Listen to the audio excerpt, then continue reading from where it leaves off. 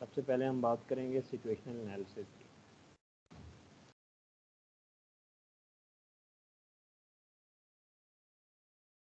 उसके बाद जो है वो मैं आपको कुछ जल्दी जो है वो इलेक्शन एक्ट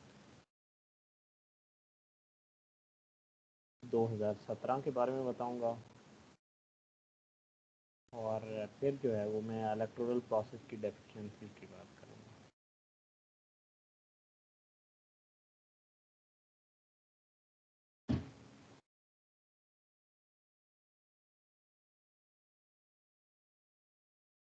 ठीक हो गया। सिचुएशनल एनालिसिस में जो है वो हम बात करें, वो ये है कि हमारे चीफ इलेक्शन कमिश्नर कौन है,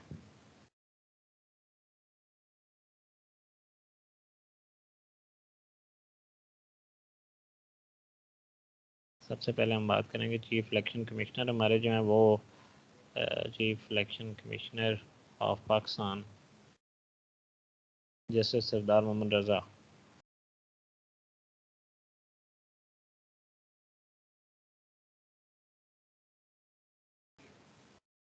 दो हज़ार 18 का जो इलेक्शन टर्न आउट है उस पर बात कर लेते हैं। हमारे कितने लोग वोट देते हैं।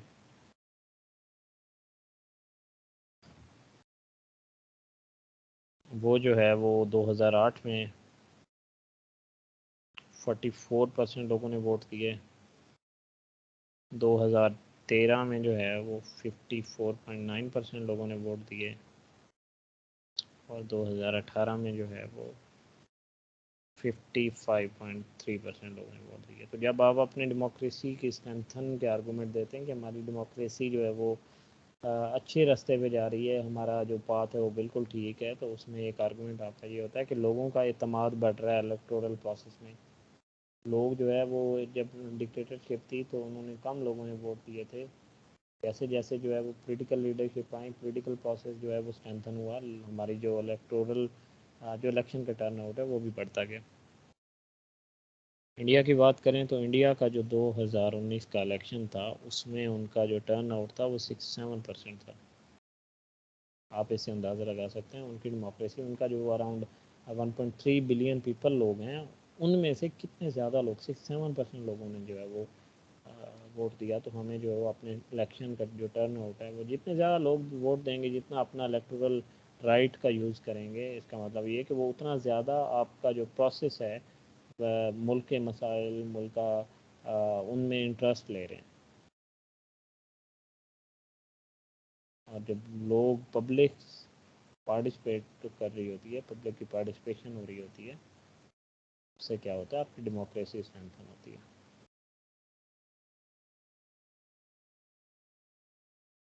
ये जो है वो अपने आर्गूमेंट्स में लिख सकते हैं। ये वैसे ही मैंने आपको थोड़ा बता दिया। उसके अलावा जो है सिचुएशनल एनालिसिस में और क्या हम बात करेंगे, टोटल कॉस्ट की बात कर लेते हैं। Total cost of 2018 general election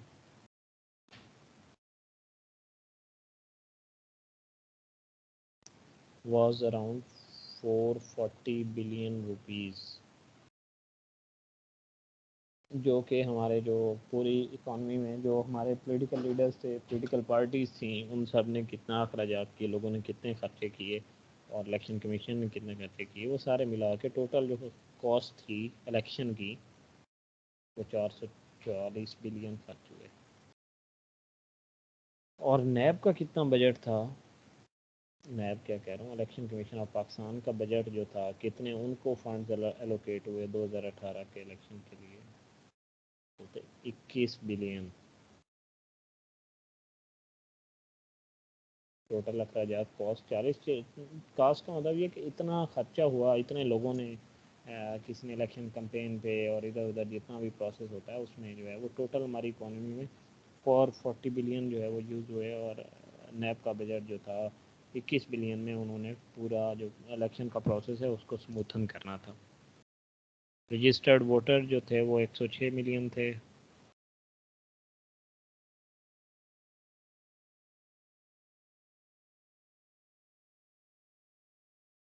फिर सिचुएशनल एनालिसिस में बात करें तो 20th जो अमेंडमेंट थी हमारे कॉन्स्टिट्यूशन की,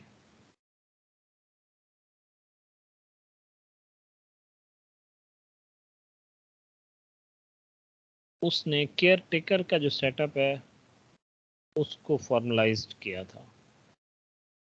केयर टेकर सेटअप कौन सा होता है? जब एक गवर्नमेंट जाती है तो जो नई गवर्नमेंट या नया इलेक्शन होने से पहले जो है वो गवर्नमेंट के मामलात को चलाने के लिए, इलेक्शन को स्मूथली कंडक्ट करने के लिए केयर टेकर सेटअप बनाया जाता है। और केयर टेकर सेटअप किस तरह से बनाया जाएगा, उसके लिए जो है वो 20वीं अमेंडमेंट हमारे कॉन्स्टिट्यूशन में लाएगी और उसमें जो है वो बताया गया कि जो है अगर जो प्राइम मिनिस्टर और लीडर ऑफ द अपोजिशन जो हैं वो दोनों किसी एक नाम पे जो है वो अग्री नहीं होते केयर टेकर सेटअप के लिए, तो जो हमारा क्या होता है, स्पीकर होता है, वो एक कमेटी बनाएगा 8 बंदों की, जिसमें अपोजिशन भी होगी, गवर्नमेंट भी होगी। वो डिसाइड करेगी कि कौन जो होगा वो प्राइम मिनिस्टर होगा केयर टेकर सेटअप का। अगर वो कमेटी भी डिसाइड नहीं कर सकती तो वो अपने नॉमिनीज जो है वो इलेक्शन कमीशन ऑफ पाकिस्तान को भेजेंगे और वो अपनी मर्जी से बंदा उठा लेगा। तो ये जो है वो केयर टेकर सेटअप की जो सिलेक्शन थी के दौरान जो है वो 20वीं और जो 22वीं अमेंडमेंट थी, 22nd अमेंडमेंट,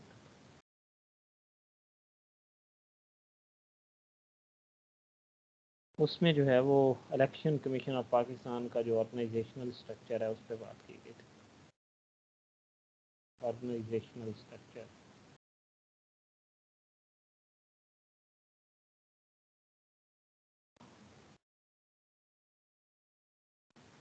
उसमें जो है वो पहले क्या होता था कि ये इलेक्शन कमीशन ऑफ पाकिस्तान के, आपको पता है कि 4 मेंबर्स होते हैं, हर एक चीफ इलेक्शन कमिश्नर होता है, उसके नीचे जो है वो हर सूबे से एक एक मेंबर होता है। 4 मेंबर्स इलेक्शन कमीशन के होते हैं, मेंबर्स 1 2 3 4, हर एक सूबे से एक एक होगा। तो ये जो है इसको परमानेंट करने के लिए कि इकट्ठे चारों रिटायर ना हो, तो इनकी स्टैगर्ड रिटायरमेंट का जिक्र किया गया। जैसे कि सेनेट में होता है कि आधे जो मेंबर्स होते हैं सेनेट के वो 3 साल बाद रिटायर होते हैं, इसी तरह जो है ये आधे मेंबर जो 2 होंगे वो 3 साल बाद रिटायर होंगे, अगले जो होंगे वो अगले 3 साल बाद रिटायर होंगे। तो इसके ये स्टैगर्ड रिटायरमेंट का मैकेनिज़्म जो है वो लाया गया।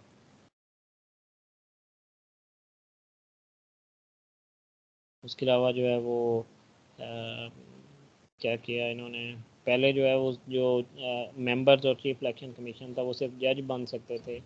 इस अमेंडमेंट के थ्रू इसमें ब्यूरोक्रेट्स भी ला दिए गए कि ब्यूरोक्रेट्स भी मेंबर्स बन सकते हैं, सिविल सर्वेंट्स टेक्नोक्रेट्स भी बन सकते हैं।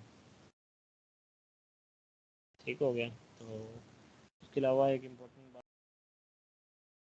अराउंड 7,80,000 जो बंदा है उसके लिए एक नेशनल असम्बली की सीट होती है। और इसीलिए जो हमने बात की थी कि पंजाब की सीटें नेशनल असम्बली में क्यों ज़्यादा हैं, इसलिए कि वहाँ पे पॉपुलेशन ज़्यादा है। ठीक हो गया, इसलिए जो है वो पंजाब की सीटें ज़्यादा हैं, 272 हैं शायद। इलेक्शन एक्ट की बात नहीं करते हैं, डेफिशिएंसीज डायरेक्ट ही आ जाते हैं। डेफिशिएंसीज क्या हैं? बड़ी सिंपल सिंपल सी आपको पता है कि हमारे जो है वो रिगिंग का प्रोसेस जो है वो कैसे कैसे होता है, उस पर बात करते हैं। डेफिशिएंसीज क्या हैं ऑफ इलेक्टोरल प्रोसेस? सबसे पहली जो है वो रिगिंग होती है। रिगिंग में जो है वो मैं आगे एक्सप्लेन करूँगा। रिगिंग डिवाइडेड है, pre poll rigging, election day से पहले जो रिगिंग होती है, उस इलेक्शन डे वाली रिगिंग जो होती है, इलेक्शन डे रिगिंग। और लास्ट में जो है वो क्या है, काउंट प्रोसेस, गिनती जो है उसमें जो रिगिंग होती है, शुमार करते हुए वोटों को आगे पीछे कर देना। तो ये रिगिंग इस तरह से डिवाइडेड है, मैं इनको आगे एक्सप्लेन करता हूँ आपको। उसके अलावा हमारा इलेक्टोरल प्रोसेस का क्या मसला है, हॉर्स ट्रेडिंग जो सेनेट इलेक्शन में होती है। हॉर्स ट्रेडिंग का मतलब ये होता है, आपको पता है कि जो हमारे सेनेटर्स हैं उनको कौन सिलेक्ट करता है? उनको सिलेक्ट करती है हमारी पार्लियामेंट और जो हमारी प्रोविंशियल असम्बलीज़ हैं वो मिल के। तो सेनेट जो का जो इलेक्शन होता है वो सीक्रेट बैलेटिंग के थ्रू होता है, किसी को नहीं पता होता कि वो किसको वोट का मतलब किसी दूसरे को नहीं पता होगा कि एक इंडिविजुअल ने किसको वोट किया। तो उससे फिर क्या होता है कि लोग वोट बेच देते हैं, जिसे हॉर्स हॉर्स ट्रेडिंग कहते हैं सेनेट के इलेक्शन में। सेनेट के इलेक्शन में वो नेशनल असम्बली और प्रोविंशियल असम्बलीज के मेंबर्स भी वोट देते हैं। तो जब सीक्रेट बैलेटिंग होती है तो उससे क्या होता है कि वो फिर वोट किसी को बेच देते हैं, और उससे क्या होता है कि सेनेटर्स किसी और पार्टी के बन जाते हैं। और ये हॉर्स ट्रेडिंग एक हमारा मसला है हमारे इलेक्टोरल प्रोसेस का। उसके अलावा क्या मसला है कि हमारा जो है वो बहुत ज़्यादा हर कोई, जब भी कोई भी हमारा इलेक्शन नहीं रहा जिसमें जो हारने वाली पार्टी है उसने ये ना कहा हो कि रिगिंग हुई है। वो क्यों होता है? क्योंकि हम जो है वो इलेक्ट्रॉनिक वोटिंग को इंट्रोड्यूस नहीं कर सके,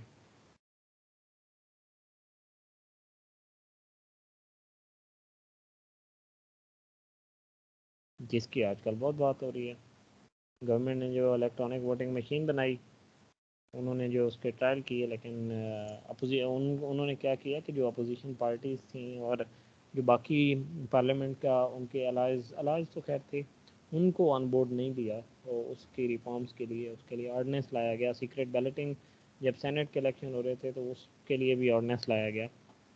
तो तो आप ये कह सकते हैं कि ये जो इलेक्ट्रॉनिक वोटिंग वाला प्रोसेस है इसमें भी जो अपोजिशन है जनरली गवर्नमेंट ने कहा है उसको इतना ज़्यादा वो कंसल्टेशन प्रोसेस में इंक्लूड नहीं किया। उससे क्या हुआ कि और उसके बाद इलेक्शन कमीशन ऑफ पाकिस्तान ने भी उस पर एतराज़ किया कि जो इलेक्ट्रॉनिक वोटिंग मशीन होगी उसमें जो है वो एल्फी के थ्रू जो है उसको लॉक किया जा सकता है।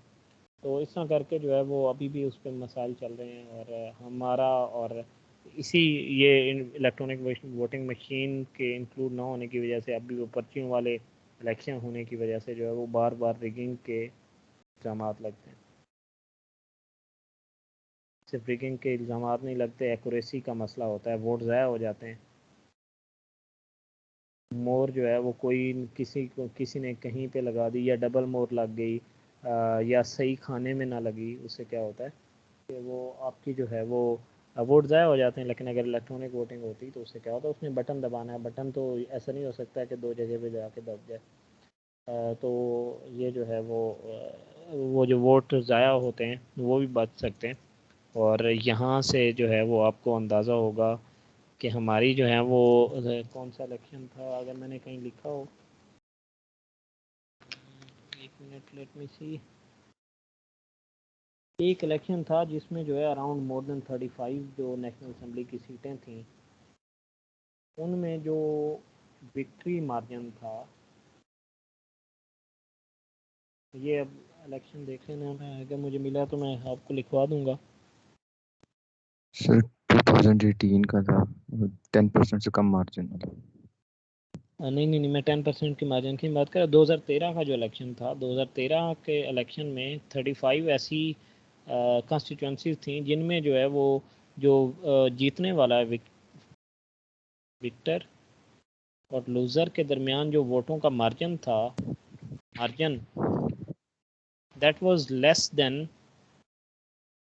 Rejected votes. ओके।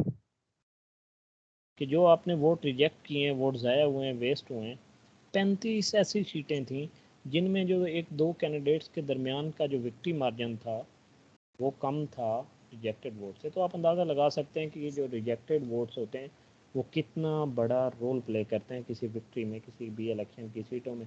किसी भी पीटीआई की जो थी वो 2013 में अराउंड यही 33 34 35 सीटें थी। पूरी जो एक जो आपकी थर्ड हमारे पीटीआई जो थी वो 2013 के इलेक्शन में थर्ड पार्टी थी, थर्ड नंबर पे थी। और थर्ड नंबर की पार्टी जो है उसने जितनी सीटें ली हैं उतनी ही सीटों का जो मार्जिन है वो रिजेक्टेड वोट से आप इधर उधर मैनिपुलेट हो सकता है। तो आपको इससे अंदाजा, अगर वोटिंग मशीन होती है इलेक्ट्रॉनिक वोटिंग मशीन, तो एक तो ये वोट ज़ाया होने से बच जाएगा, एक्यूरेसी आएगी, और दूसरा जो है उसको पे रिगिंग करना मुश्किल हो जाएगा। ठीक हो गया ये हमारा फिर मसला। फिर हमने क्या किया कि इंटरनेट वोटिंग के लिए जो हमारे ओवरसीज़ जो हैं उनको वोटिंग राइट्स जो हैं वो एक्सटेंड हमने प्रॉपर तरीके से नहीं किए। चौथा हमारा मसला ये कि not extending voting rights to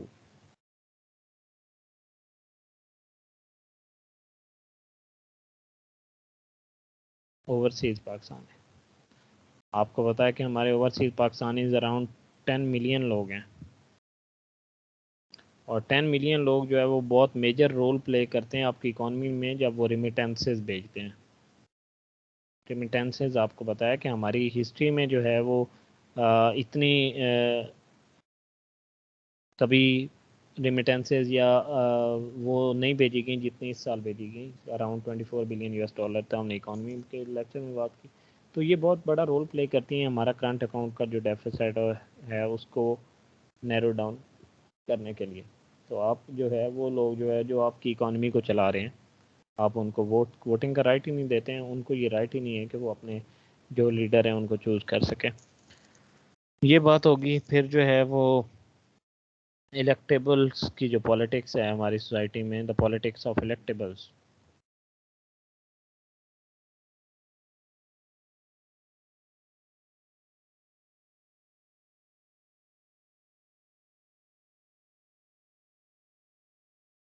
democracy का जो स्ट्रेंथन होना है वो लिंक्ड है आपकी सोसाइटी के साथ, आपकी पब्लिक के साथ। आपकी जो आप हमारे जो लीडर्स जो हैं वो किसने चूज़ करने हैं? लीडर्स पब्लिक ने। और जो है वो पब्लिक कितनी इंडिपेंडेंट है डिसीजन मेकिंग में, अपने वोट को चूज़ करने में, उस पर एक बहुत बड़ा सवालिया निशान है। क्यों सवालिया निशान है? क्योंकि हमारा जो है वो फ्यूडल सिस्टम है।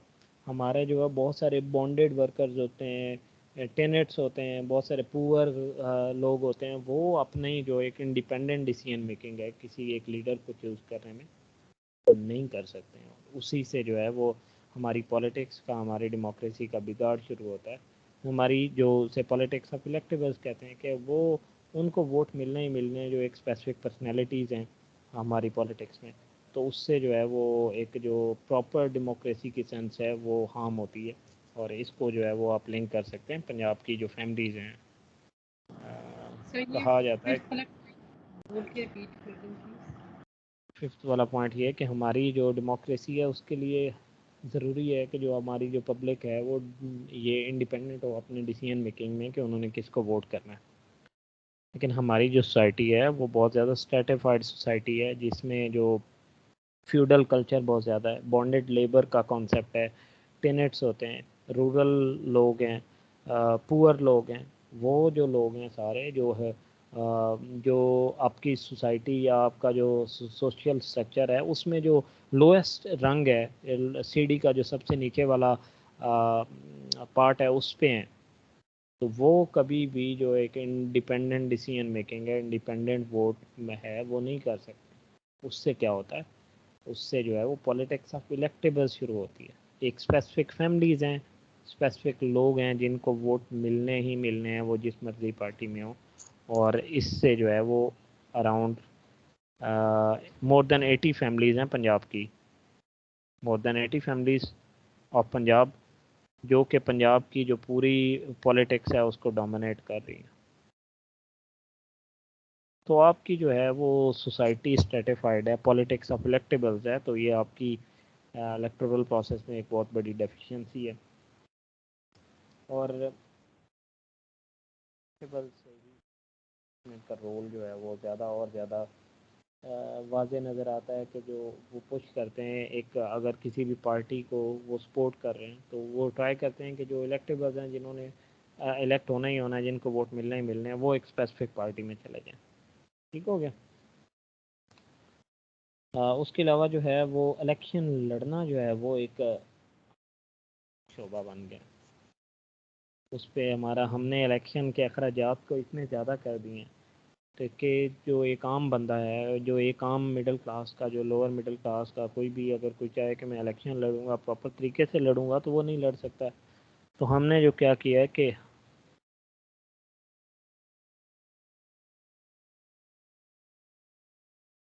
contesting election has become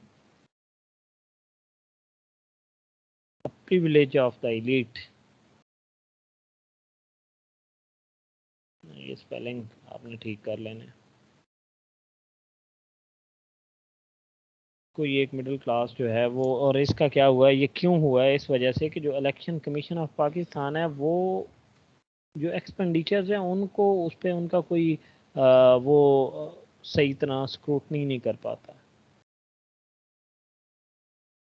वो जो कैंडिडेट्स हैं उनको लिमिट नहीं कर पाता कि उनकी जो स्क्रैप, उनकी जो एक लिमिट लगाई गई है कि आपने जो है अगर एमपीए का इलेक्शन लड़ना है, प्रोविंशियल असम्बली के लिए आपने लड़ना है, तो आपके मैक्सिमम अखराजात तो हैं वो 1 से 2 मिलियन तक होने चाहिए प्रोविंशियल असम्बली के लिए। लेकिन अगर जो है वो आपने नहीं 1 नहीं 2 मिलियन है, 2 मिलियन है प्रोविंशियल असम्बली के लिए मैक्सिमम आपके एक्सपेंडिचर्स हैं, और नेशनल असम्बली के आपके 4 मिलियन होने चाहिए। तो एक एक जो आम मिडिल क्लास बंदा है उसके लिए भी ये ज़्यादा है। लेकिन होता क्या है कि जो इलेक्शन कमीशन ऑफ पाकिस्तान है उसकी कोई स्क्रूटनी नहीं है कि वो जो इन अखराजात हैं कैंडिडेट्स को इनमें लिमिट रखे। जब तक जो है वो एक बंदा जो है वो पैसे पे पैसा जो है इलेक्शन कैंपेन पे लगाया जा रहा है और उसको कोई लिमिट नहीं कर रहा है, और एक बंदा जिस कैंडिडेट के पास वो पैसे कम है वो उस पर इतनी कैंपेन पे अखराजात नहीं कर सकता है, तो ओबियसली जो है वो बंदा जो ज़्यादा अखराजात करे वो प्रिविलेज स्टेट में होगा, वो इस कंडीशन में ज़्यादा होगा कि वो इलेक्शन को जीत सके। तो हमने क्या किया कि हमारा जो इलेक्शन कमीशन ऑफ पाकिस्तान की कमज़ोरी, उनकी जो ओवरसाइट है वो प्रॉपर ना होने की वजह से जो एक्सपेंडिचर्स हैं वो उनको सही तरह उनकी लिमिट्स को फॉलो नहीं किया जाता, उस वजह से जो इलेक्शन लड़ना है वो एलीट का प्रिविलेज बन गया, कोई एक आम बंदा इलेक्शन लड़ ही नहीं सकता। उसके अलावा मेरे ख्याल में मसाइल हमने बात कर ली हैं सारे। अभी मैं आपको जो है वो रिगिंग का थोड़ा सा प्रोसेस समझा देता हूँ, और रिगिंग के प्रोसेस समझाने के बाद जो है फिर हम रिगिंग जो है वो डिवाइडेड है, आपको बताया प्री पोल रिगिंग,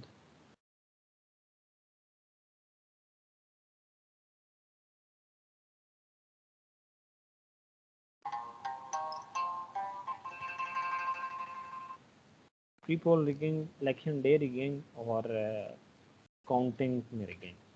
तो सबसे पहले जो है वो प्री पोल रिगिंग की बात कर लेते हैं। प्री पोल रिगिंग में सबसे पहले कंसेंसस सेंसस आता है, जब आप मरदमशुमारी कर रहे होते हैं। मरदमशुमारी में आप क्या करते हैं कि आप जो है वो वोट लोगों को काउंट करते हैं, और उन लोगों की काउंट की बेस पे जो है वो आप जो है वो अपने जो उनको जो है अपनी बाउंड्रीज को डिफाइन करते हैं कि एक हल्का जो है वो कितना होगा किसी का। ठीक है। तो जब जैसा कि हमारा केस हुआ, ये आपको मैंने बताया कि 7,80,000 एवरेज ऑन एवरेज एक बंदे के लिए 7,80,000 बंदों के लिए एक नेशनल असेंबली की सीट है। तो आप क्या करते हैं कि सेंसस में जो है वो थोड़ी सी मरदमशुमारी जब कर रहे होते हैं तो मैनिपुलेशन करते हैं, जैसा कि कराची इल्ज़ाम लगाता है, कराची सिंध गवर्नमेंट इल्ज़ाम लगाती है कि जो कराची की जो आबादी गिनी गई वो कम गिनी गई, लेस। अब एक सेंसस के दौरान जो है आप एक शहर की एक स्पेसिफिक कम्युनिटी की जब आबादी कम गिनते हैं तो ऑब्वियसली उनको नेशनल असेंबली या बाकी जो रिप्रेजेंटेशन है वो भी कम मिलेगी। तो ये भी एक प्री पोल रिगिंग जो है उसकी एक तरीका है। ठीक है।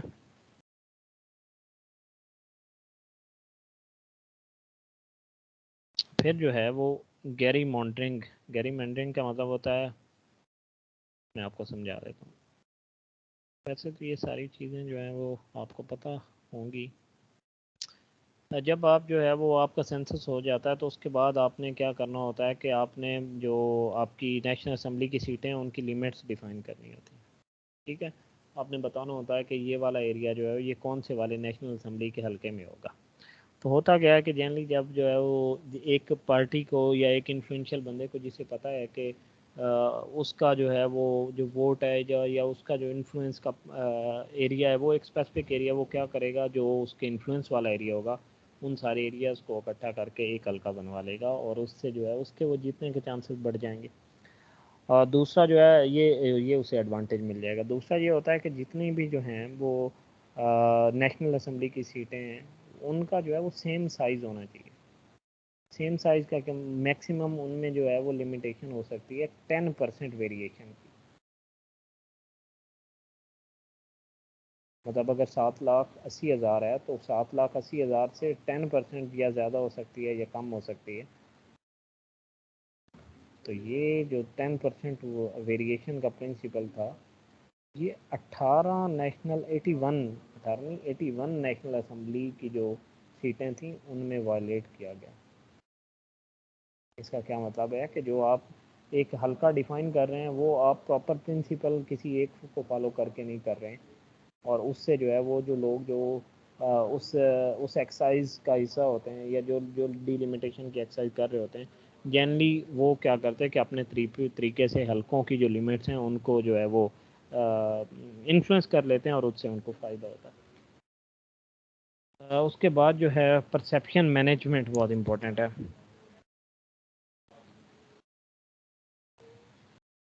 इस पे नॉम चॉम्स्की जो है वो उसकी एक बुक भी है। आप जो आपका मीडिया है वो एक बड़ी क्रिटिकल रोल प्ले करता है। किसी भी पार्टी के बारे में जो परसेप्शन क्रिएट करनी होती है उसमें मीडिया का बड़ा रोल है। 2018 के इलेक्शन में पीएमएलएन की जो मीडिया की जो परसेप्शन थी वो कोई अच्छी नहीं थी, स्पेशली करप्शन चार्जेस वाली हो। तो मीडिया ने बड़ा रोल प्ले करता है। जो पीटीआई की थी उनकी जो है वो उन्होंने अपने जो परसेप्शन है वो अच्छा क्रिएट किया।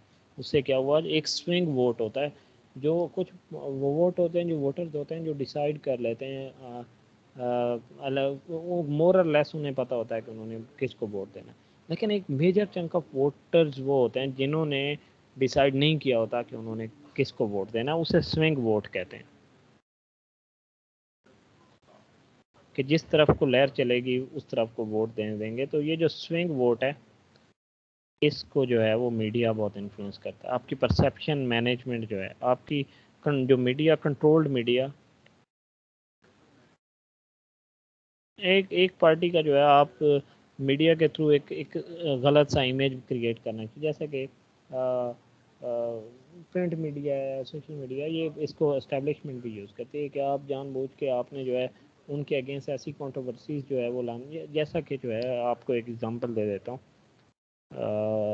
रेहाम खान, इलेक्शन से पहले उसकी बुक आ गई थी इमरान खान के अगेंस्ट। ये भी जो एक प्रिंट मीडिया बुक का मीडिया था उसके ज़रिए उन्होंने परसेप्शन मैनेजमेंट करने की कोशिश की थी अपोजिट पार्टी ने मैनेजमेंट। इसी तरह जो है पीटीआई ने जो है वो करप्शन पे बहुत ज़्यादा परसेप्शन मैनेजमेंट की मीडिया को यूटिलाइज की। तो ये जो है वो मीडिया ये प्री पोल रिगिंग में आता है कि आप एक स्पेसिफिक किस्म की परसेप्शन मीडिया के थ्रू देते हैं जो कि मे बी रियलिटी ना हो। बाद फिर पॉलिटिकल इंजीनियरिंग, इसका जो है वो आप सबको पता है कि जो हमारी पॉलिटिक्स ऑफ इलेक्टेबल्स है उसकी वजह से क्या होता है कि जो हमारी एस्टेब्लिशमेंट है वो जो इलेक्शंस हैं उनको इंजीनियर कर पाती है। अगर वो किसी एक खास स्पेसिफिक पार्टी को सपोर्ट कर रहे हैं तो वो जो आप वो एक स्पेसिफिक इलेक्टेबल्स को पुश करेंगे कि आप एक किंग्स पार्टी में चले जाएं। किंग्स पार्टी की टर्म पाकिस्तान में बहुत यूज़ होती है और इस पे जो है वो सुप्रीम कोर्ट का डिसीजन है। कौन से वाला केस था, असगर अली खान केस।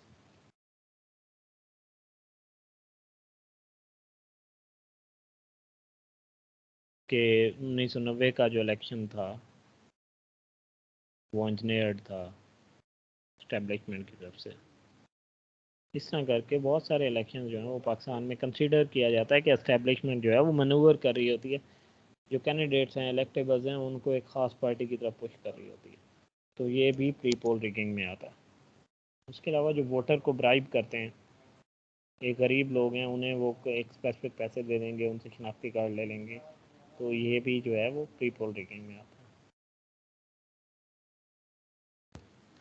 उसके अलावा जो है रिगिंग ऑन द डे क्या होता है, सेकंड जो है वो B part, rigging on polling day.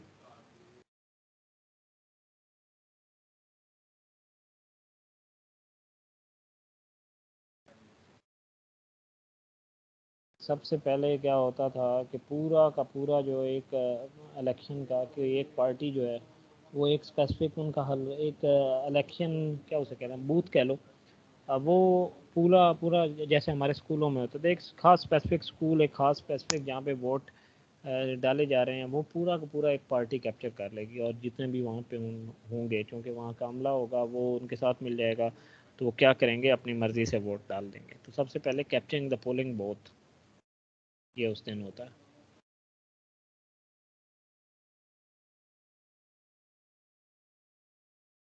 दूसरा जो है वो सबसे बड़ा क्या होता है कि मसला होता है कि क्या करेंगे लोग, एक एक पार्टी है जिसको एक स्पेसिफिक पोलिंग बूथ पे वोट नहीं पड़ रहे, एक उनकी मुखालिफ अपोजिशन पार्टी को बहुत वोट पड़ रहे हैं, वो क्या करेंगे जानबूझ के वहाँ पे कन्फ्लिक्ट करवा देंगे। कन्फ्लिक्ट करवाएंगे, जो पोलिंग प्रोसेस है वो रुक जाएगा। तो वो जो जो एक पार्टी थी उसको तो पहले भी वोट नहीं पढ़ रहे होते थे, उसको पढ़ने भी नहीं थे क्योंकि वोटर्स नहीं थे, लेकिन नुकसान किसको होगा जिसके जिसको वोट पढ़ रहे थे।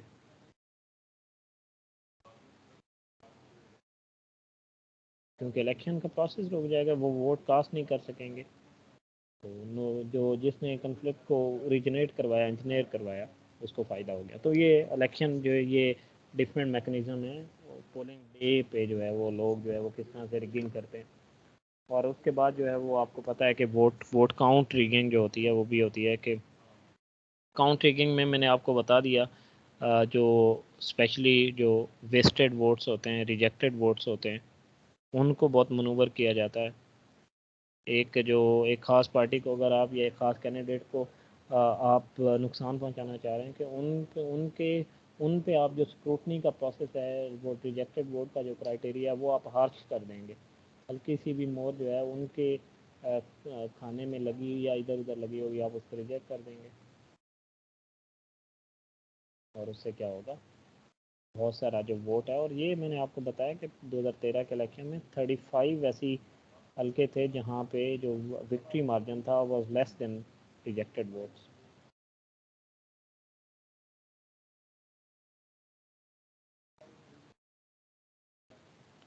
ठीक हो गया। और मज़े की बात ये है कि मीर ज़फ़रुल्लाह खान जमाली साहब उनकी डेथ हो गई है 2013 के इलेक्शन में। उनका हल्का है NA 226, वहाँ पे 25,562 वोट रिजेक्ट किए गए और उनका विक्ट्री मार्जिन जो था वो लेस देन 6,000 था। 25,000 रिजेक्ट करने के बाद जो है वो सिर्फ 6,000 की लीड से जीते वो मीर ज़फ़रुल्लाह खान जमाली से। तो ये आप जो है वो काउंट जो किस तरह से वोट काउंट किया जाता है उसको भी आप मैनिपुलेट कर सकते हैं। और यहाँ से आप वे फॉरवर्ड दे सकते हैं सारा आपको आपको पता है फॉरवर्ड बोलना बहुत आसान हो जाता है, तो मैं जल्दी जल्दी आपको बोल देता हूँ। सबसे पहले तो जो है वो प्री पोल रिगिंग के प्रोसेस को एड्रेस करना है हमने।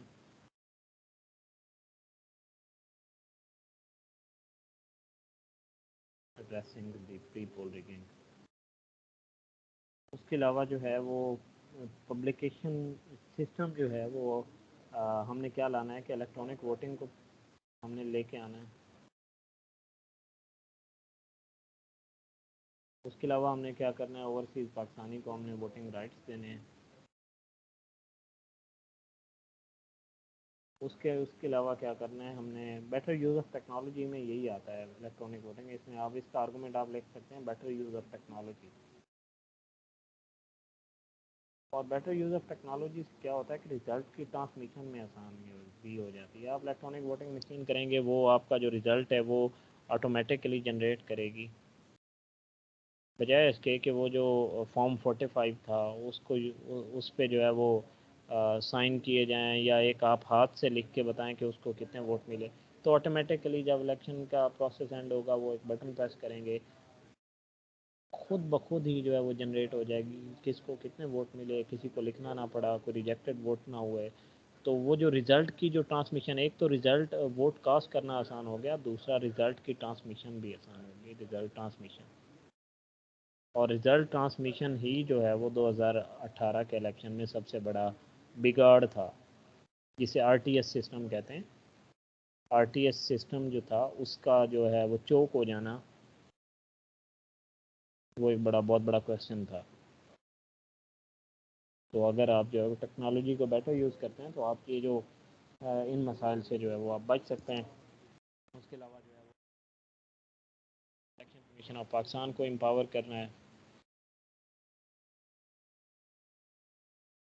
उनको एडमिनिस्ट्रेटिवली, फाइनेंशियली वगैरह वगैरह।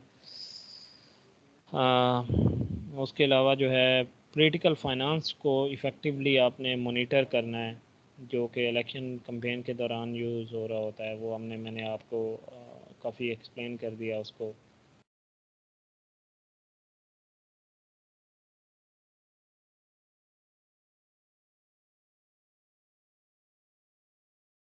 और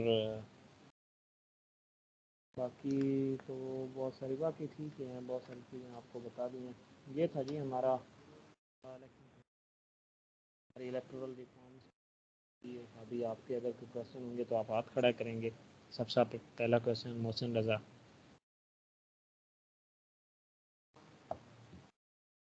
मोहसिन क्वेश्चन करें।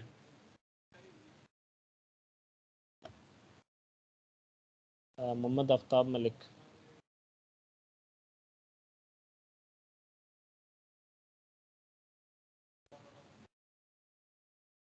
आफ्ताब क्वेश्चन करें, नहीं है रिमशा क्वेश्चन करें। सर ये जो आपने वेस्ट वोटर्स की बात की है, जो हमारे वोट्स होते हैं वो वेस्ट जाते हैं, वो मतलब किस तरह वेस्ट जाते हैं? जो लोग वो वेस्ट इस तरह से नहीं होता है क्या क्या बोला है, दोबारा से बोलें। सर मैं ये पूछ रही थी कि वो अक्सर ये लोग होते हैं, जिस तरह मैं थी, मैं वोट डालने गई नहीं तो मेरा जो हो गया, तो अब उनकी मर्जी है, वो जिस मर्जी को वोट दे दे खुद ही लगा के, ये वेस्ट वोट का मतलब है। आपकी आवाज़ कैसे आ रही है? सर अब आपको आ रही है क्लियर? जी आ रही है, बोलें। सर मैं वेस्ट वोट का पूछ रही थी कि जो वेस्ट वोट है वो ये है कि मैं जिस तरह मैं हूँ, मैं वोट डालने नहीं गई तो मेरा वोट जो है वो वेस्ट गया। तो अब जहाँ पे वो कोई नहीं नहीं भी शख्स वेस्ट बिल्कुल नहीं, नहीं नहीं, ये वेस्ट वोट नहीं है।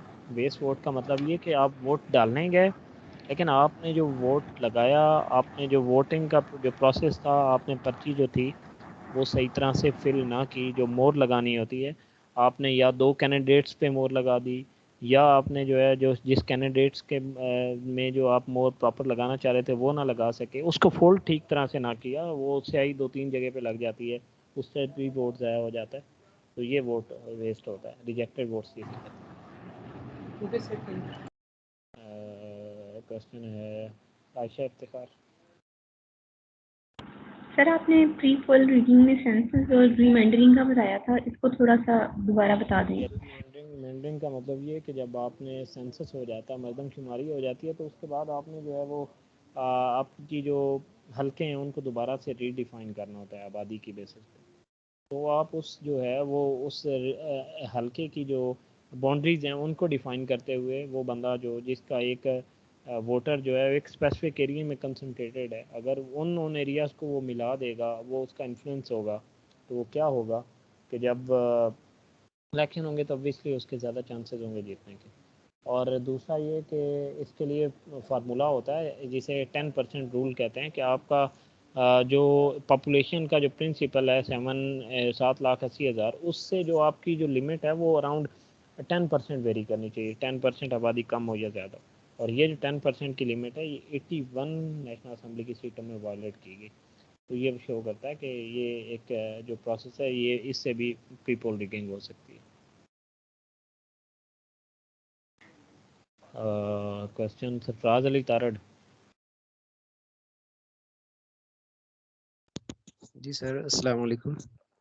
सर इसमें मेरा क्वेश्चन है कि आजकल बहुत इलेक्शन का जो है ना, इलेक्ट्रॉनिक वोट का जो है वो बहुत ज़्यादा इशू चल रहा है, तो आपने उस पर बहुत कम बात की है और उसके हवाले से, और वो किन ममालिक में यूज़ हो रहा है, कैसे वो इफेक्टिव है, उस पर बहुत कम बात की गई।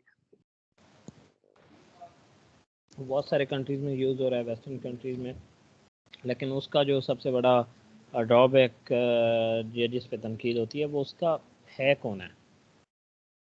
क्रिटिसिज्म जो क्रिटिसाइज़ किया जाता है वो ये किया जाता है कि जो आप उसको किसी न किसी डेटाबेस से कनेक्ट करेंगे, जो आपका जो आपकी इलेक्ट्रॉनिक मशीन होगी, और वो उस डेटाबेस को कोई भी जो कोई जो फोर्सेस हैं वो उसको हैक कर सकती हैं, उससे जो है वो इलेक्शन रिजल्ट मैनिपुलेट हो सकते हैं। लेकिन गवर्नमेंट ऑफ पाकिस्तान ने जो इलेक्ट्रॉनिक वोटिंग मशीन जो की है, डिज़ाइन की है, उनका क्लेम ये है कि जो है वो ये ऐसी मशीन है जो बिल्कुल हैक की ही नहीं जा सकती है, क्योंकि इसका इंटरनेट से कनेक्शन ही नहीं होगा। तो ये है। उसके अलावा फ़ायदे और नुकसान की बात करें इलेक्ट्रॉनिक वोटिंग मशीन की, तो फ़ायदे मैंने आपको काफ़ी बता दिए कि फ़ायदे क्या हो सकते हैं। वोटेड इनवैलिड वोट्स बच सकते हैं, रिज़ल्ट कंपाइल करना आसान हो जाता है, उसको ट्रांसमिट करना आसान हो जाता है। ह्यूमन इंटरवेंशन जो दरमियान में होती है, वो लिखना, वो साइन करवाना, वो 8-10 बंदे बैठ के गिन रहे हैं, तो ये ह्यूमन इंटरवेंशन है ना, तो वो ह्यूमन इंटरवेंशन कम से कम होगी। इसका मतलब ये कि उसको मैनिपुलेट करना कम, उनके पास मैनिपुलेशन की पावर कम हो जाएगी। उसके अलावा एक्यूरेसी, स्पीड, ये सारी चीज़ें, एक जो है वो पहले होता था कि वो मोर लगाओ जाओ, अब एक बटन प्रेस करना है, आपका वोट हो जाना है, तो वही एक्यूरेसी भी है, स्पीड भी है। कंसर्न्स जो हैं वो आपको बता दिए कि इसको हैक किया जा सकता है। उसके अलावा जो है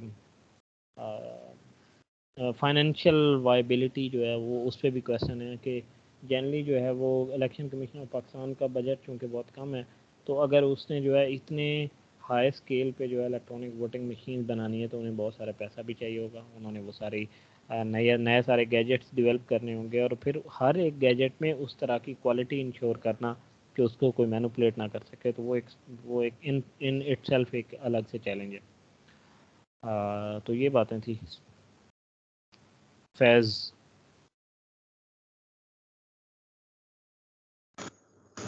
सर मैं ये पूछना चाहूँगा कि जो एंटी करप्शन भी तो एक अदारा है ना जो करप्शन को रोकता है, तो एंटी करप्शन और नैब की जो जुरिस्डिक्शन है उनमें क्या फ़र्क है? एंटी करप्शन जो है वो एक हर एक सूबे का जो है वो अपना उन्होंने इंस्टीट्यूशन बनाया हुआ है जिसे एंटी करप्शन कहते हैं। पंजाब गवर्नमेंट का जो है ACE उसे कहते हैं, एंटी करप्शन एस्टेब्लिशमेंट। जो फेडरल लेवल पे जो है इंस्टीट्यूशन जो पूरे मुल्क में जिसकी जो रिस्ट्रिक्शन है वो नैब है। तो ये फेडरल और प्रोविंशियल लेवल पे हैं।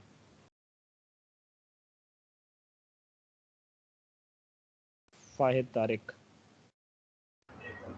अस्सलाम वालेकुम सर। सर आर्मी की इन्वॉल्वमेंट की बात की जाती है, वो कहाँ पे आता है पॉइंट? यार पेपर में ऐसे नहीं कहते कि आर्मी की इन्वॉल्वमेंट है, उसे अच्छी टर्म्स बोलते हैं, एस्टेब्लिशमेंट।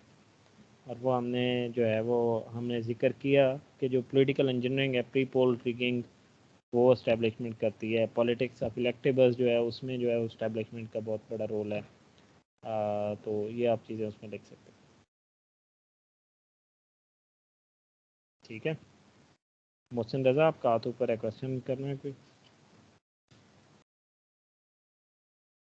नहीं। हाजरा। सर आप ग्रुप में क्रिमिनोलॉजी और जीपीपी का कुछ बता रहे थे, तो वो प्लीज़ वो बता दें।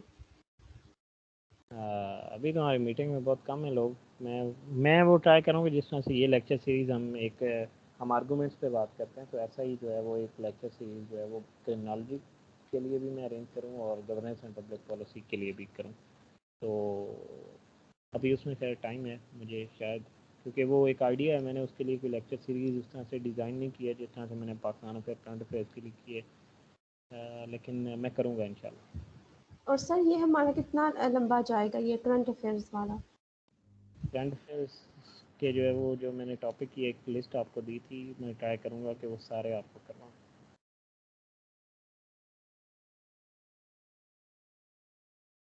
ठीक है